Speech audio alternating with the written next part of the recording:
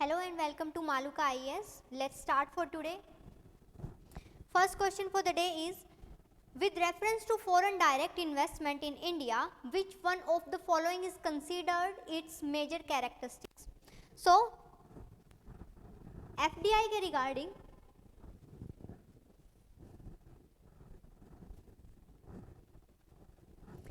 FDI के regarding हमें बताना है कि इसका मेजर कैरेक्टरिस्टिक किसको माना गया है. First, it is the investment through capital instrument essentially in a listed company.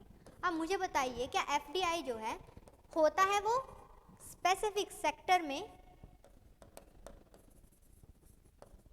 But जो एफडीआई है ऐसा नहीं होगा कि वो सिर्फ लिस्टेड कंपनीज में ही होगा. एफडीआई जो है वो अनलिस्टेड कंपनी में भी हो सकता है, बट वो किसी स्पेसिफिक सेक्टर में होगा. सो ये तो इसकी कोई कैरेक्टरिस्टिक नहीं है. Second, it is largely non debt creating capital flow. अब मुझे बताइए, एफडीआई जब आता है foreign direct investment, that means कि ये कंपल्सरी नहीं है कि वो जो शेयर में अमाउंट लगाई जाएगी, शेयर में जो कैपिटल लगाई जाएगी, उसके ऊपर प्रॉफिट देना ही देना है. मीन्स ये डेट के नेचर की नहीं है, ये शेयर्स के नेचर की है, इक्विटी के नेचर की है. जब ये इक्विटी के नेचर की है तो एफडीआई के केस में क्या होता है, एक तो मैनेजमेंट कंट्रोल हो जाता है, दूसरा जो शेयर्स हैं कंपनी के वहाँ पर ओनरशिप आ जाती है.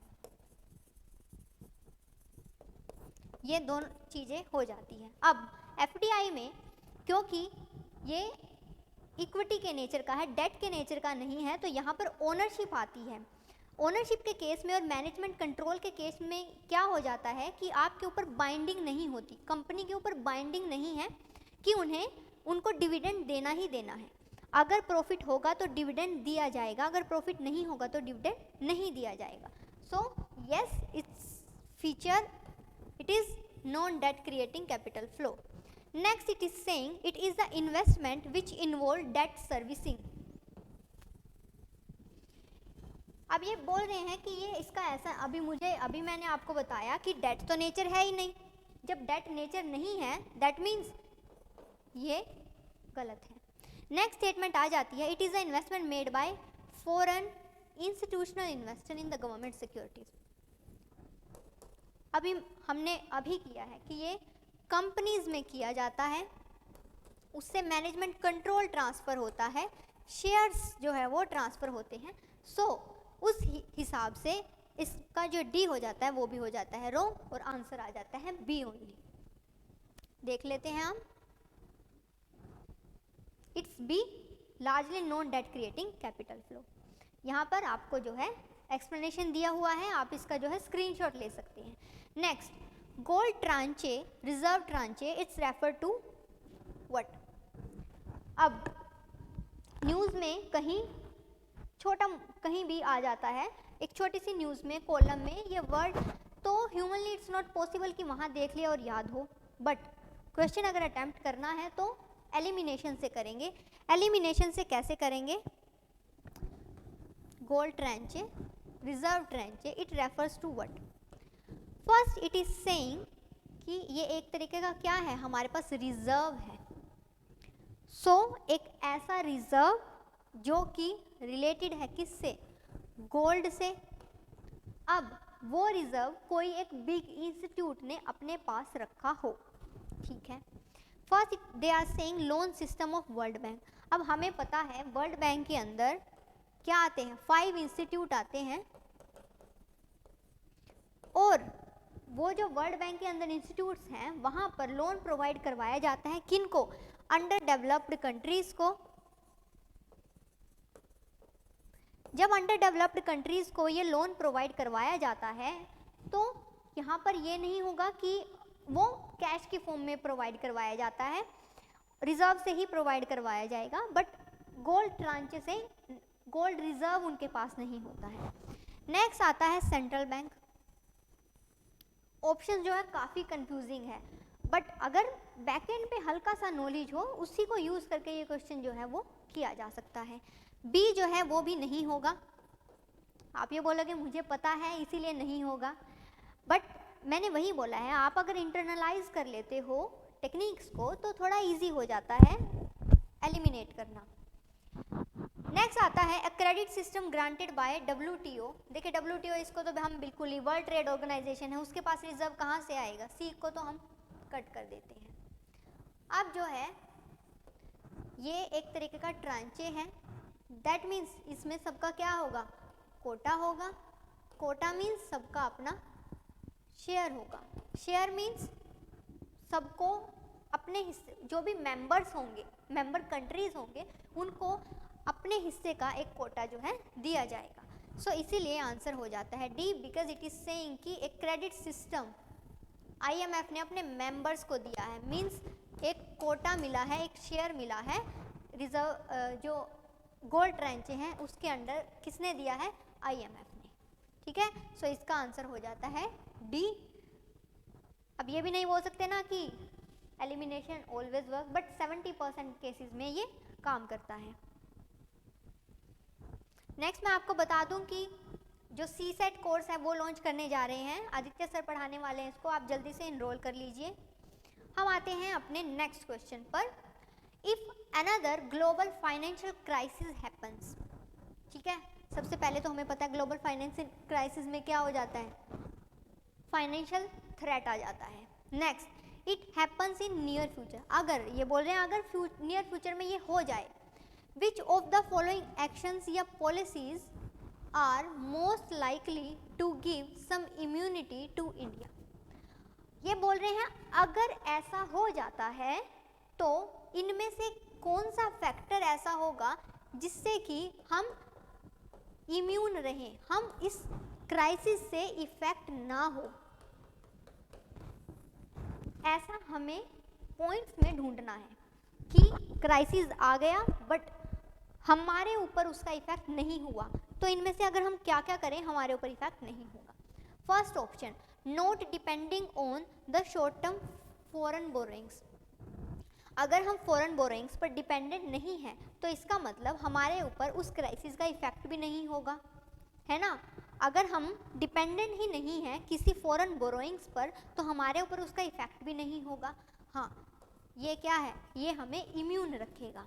Next, opening up to more foreign bank. अब मुझे बताइए, फॉरेन बैंक जो हैं काम कर रहे हैं इंडिया में, बट फॉरेन बैंक्स के लिए जो एक तरीके से फाइनेंशियल स्टेबिलिटी या लीगल बैकिंग है वो कहाँ से है, उनकी फॉरेन कंट्रीज से।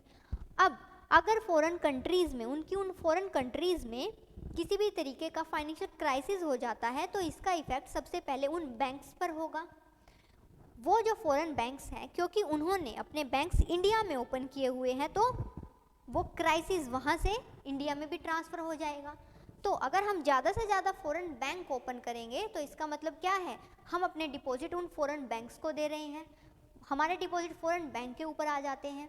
फॉरेन बैंक्स ने कोई फाइनेंशियल क्राइसिस हो गया तो हमारा पैसा डूबने का खतरा है। जब हमारा पैसा डूबने का खतरा है तो इसका मतलब इस स्टेप की वजह से हम इम्यून नहीं होंगे। जब हम इम्यून नहीं होंगे तो ये ऑप्शन हो जाता है गलत।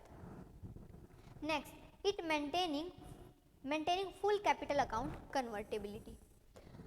अगर हम कैपिटल अकाउंट कन्वर्टेबिलिटी मेंटेन करके रखें तो ये हो जाता है हमारे लिए एक ये फ्यूल करेगा फाइनेंशियल क्राइसिस को, क्योंकि हमने क्या कर दिया है, हमने हमारा जो कैपिटल अकाउंट है हमने एक ये फैसिलिटी दे दी थी कि हम इसको फुल्ली कन्वर्ट कर सकते हैं। जब हम इसको फुल्ली कन्वर्ट कर सकते हैं तो इसका मतलब हमारा कोई कंट्रोल नहीं होगा, मार्केट फोर्सेस के अकॉर्डिंग होगा। जब ये मार्केट फोर्सेस के अकॉर्डिंग होगा तो ये हमें इफ़ेक्ट करने वाला है, इससे फाइनेंशियल क्राइसिस बढ़ जाने वाला है। अगर हम खुद को कंटेन करके रखेंगे तो बाहर से आने वाला थ्रेट हम तक नहीं पहुंच पाएगा, बट अगर हम कंटेन नहीं करके रखेंगे, ओपन करके रखेंगे तो थ्रेट जो है हम तक पहुंच सकता है। ये क्वेश्चन में पूछा गया था। एक ही ऑप्शन जो है बताता है कि अगर आप फॉरेन बोरोइंग्स पर डिपेंडेंट नहीं हो तो आपको कुछ नहीं होने वाला। So A is the answer, one only. ठीक है, so this is the answer, one only. ये आप देख सकते हो, इसका आप स्क्रीनशॉट ले सकते हो। एक सेकंड के लिए रुक जाती हूँ मैं। नेक्स्ट आ जाता है प्रीलिम 2022 के लिए क्रैश कोर्स ज्वाइन किया, हम लॉन्च करने जा रहे हैं, जिसको आप जल्दी से जल्दी ज्वाइन कर लीजिए। 90 डेज 300 आवर में क्लियर कट आपको स्ट्रेटेजी प्रोवाइड करवाई जाएगी, तो आप जल्दी से इनरोल कर लीजिए। नेक्स्ट आता है with reference to TRIMS that is trade related investment measures which of the following statement is correct. Next, quantitative restrictions on import by foreign investors, they are prohibited। इन्होंने बोला है with reference to TRIMS which of the following statement is correct। अब हमें पता है TRIMS जो है ये किसके अंडर आता है, ये आता है WTO के under.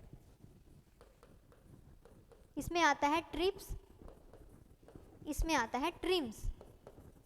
Trips related to intellectual property right, TRIMS related to investment measures.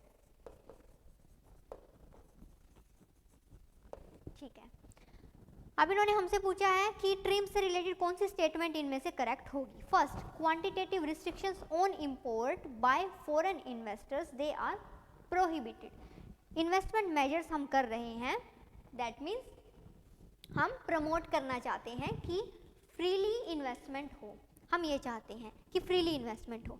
तो जब हम ये चाहते हैं कि फ्री इन्वेस्टमेंट हो तो हम चाहेंगे कि कोई भी अगर रिस्ट्रिक्शंस हो हम उसको या तो कम कर दें या तो उस रिस्ट्रिक्शंस को हम डिसकंटिन्यू कर दें।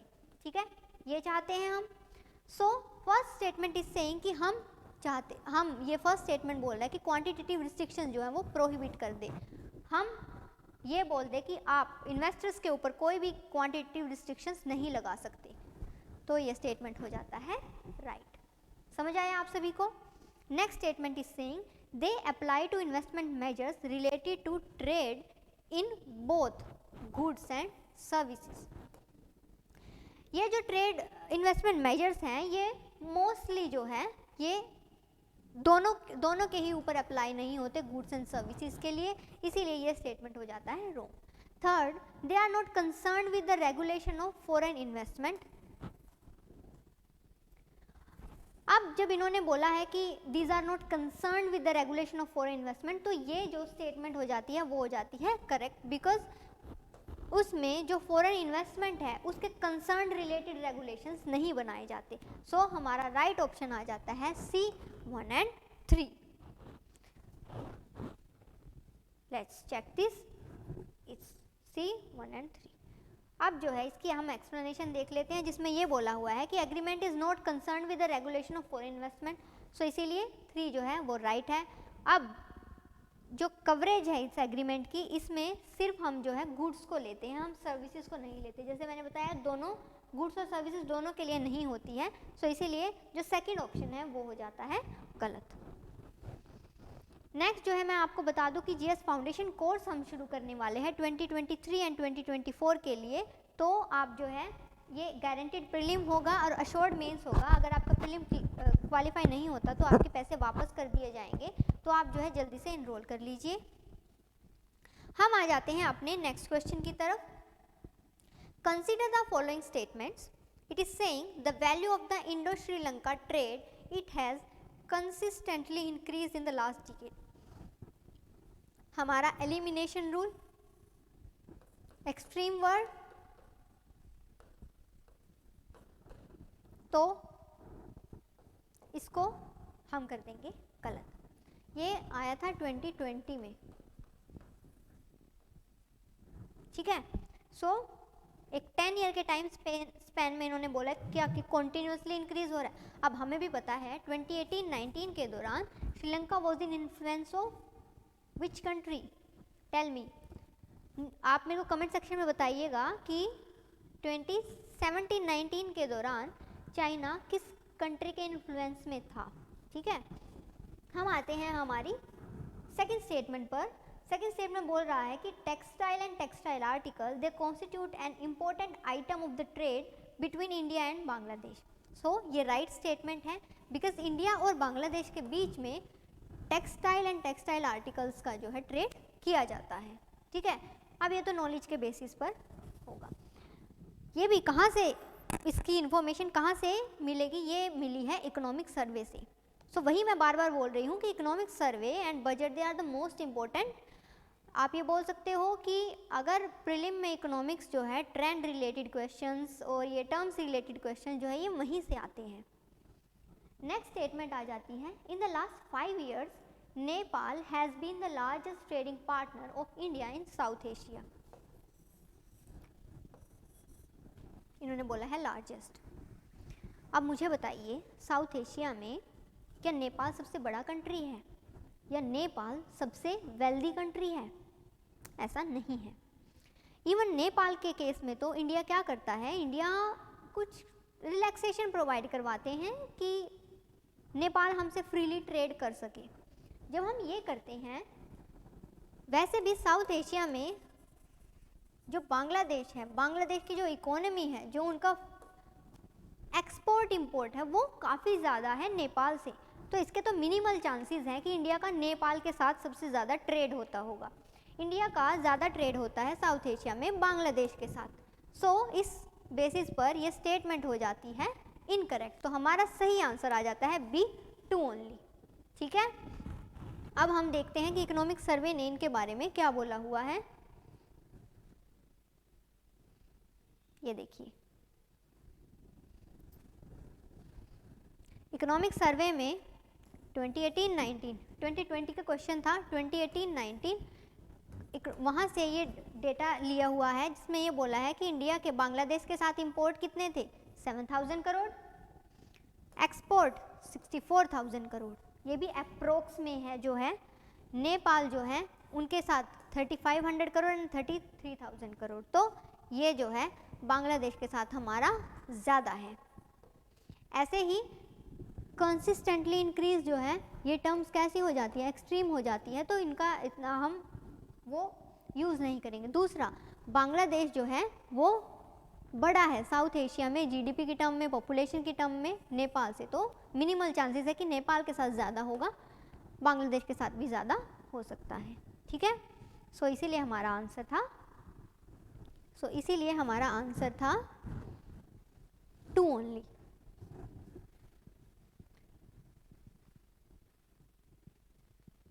Okay, so thank you for today. Thank you so much.